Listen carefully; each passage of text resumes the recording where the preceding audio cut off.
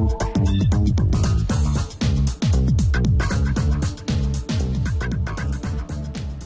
kasih Hisham dan Annie di Angkasa Puri. Assalamualaikum warahmatullahi wabarakatuh. Masih lagi bersama saya Syahruliza Abu Hassan berlintas langsung dari kawasan Parlimen P044 Dun Seberang Jaya, Permatang Pauh, Pulau Pinang.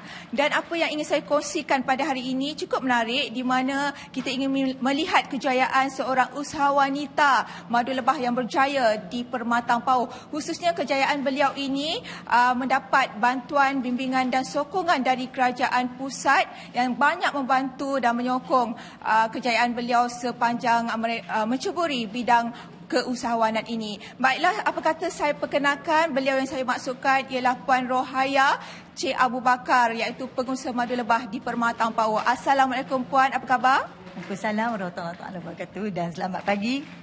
Okey, Puan Rohaya, kejayaan Puan yang dikecapi ketika ini adalah mendapat sokongan daripada kerajaan pusat. Jadi, apakah bentuk sokongan bantuan yang telah akak terima setakat ini? Pertama kali saya mengucapkan ribuan terima kasih kepada Kementerian Industri Asas Tani di bawah bimbingan Jabatan Pertanian Negeri Pulau Pinang sendiri, kan telah membantu saya bukan saja dari segi mesin packaging, dari segi pembukusan, dari pemprosesan, dan juga selain pada itu juga dari peladangan. Selain pada itu juga bukan saja dari segi bimbingan atau dari seminar yang dibaginya macam-macam lagi, dan bukan itu promosi bukan sahaja di dalam negara dan juga di luar negara. Alhamdulillah setakat ini produk madu lebah kita iaitu madu unggul telah pun berada di seluruh pasaran raya di seluruh Malaysia dan juga di luar negara. Alhamdulillah dengan kejayaan dan bantuan yang diberi oleh MOA atau Industri Asas Tani di bawah bimbingan Jabatan Pertanian Negeri Pulau Pinang ini, saya telah mencapai kejayaan yang besar. Masih lagi memerlukan bimbingan dan pembelajaran daripada jabatan, tapi alhamdulillah setakat ni saya telah mencapai banyak kejayaan. Ya. Jadi mungkin kejayaan yang akak kecapi ini ingin dikongsikan dengan seluruh penduduk Permatang Pauh. Bagaimana nak mengajak mereka agar mereka menceburi bidang keusahawanan, tambah lagi dengan dapat sokongan daripada kerajaan pusat? Jangan risau dan jangan bimbang. Saya menyeru semua kepada orang luar di luar, orang ramai di luar sana yang ingin menceburi bidang perniagaan ini, datanglah kepada kementerian, iaitu khasnya di bawah Jabatan Pertanian Negeri Pulau Pinang, untuk mendapatkan maklumat dan bantuan daripada mereka. InsyaAllah mereka akan bantu yang sebaik mungkin.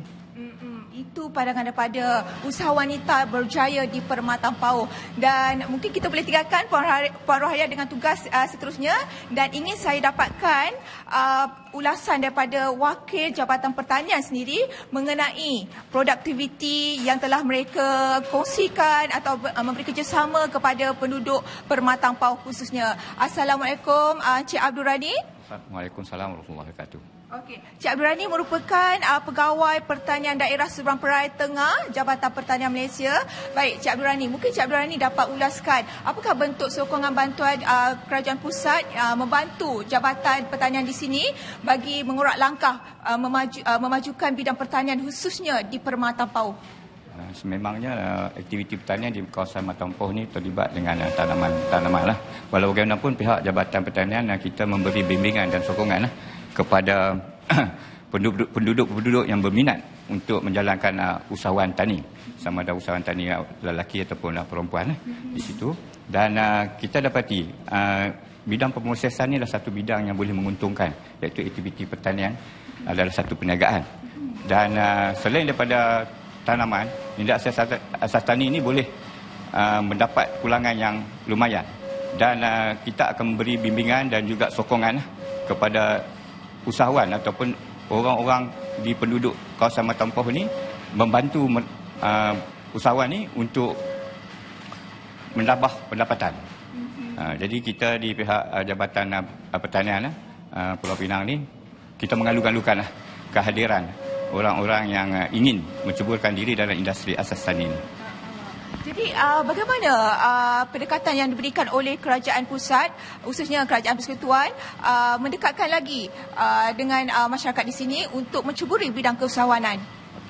Okay. kita akan membuat proses perundingan dengan usahawan-usahawan ni. Kita akan tengok tahap-tahap lah usahawan-usahawan ni, sama ada tahap 1, 2, 3 atau 4 sampai hingga 6 lah.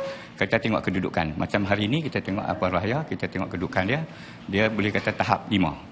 Jadi kita akan beri bimbingan pada tahap 5. Jadi kita akan mohon bantuan daripada kementerian dengan cara geran pemadanan. Maksud dia di sini pihak kerajaan akan bagi 60% dan kita pihak usahawan kita minta dikeluarkan 40%. Kita kalau boleh kita nak usahawan-usahawan ni berjaya di masa-masa akan datang dan semua boleh jadi jutawan. Itu yang kita nak tu. Itu tujuan sebenar.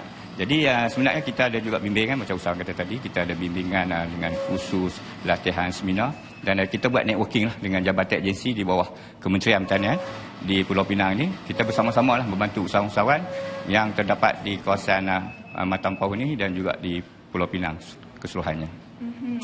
Jadi untuk masa hadapan, mungkin Jabatan Pertanian ingin mengurak langkah lebih maju. Jadi bagaimana agaknya aspirasi akan datang?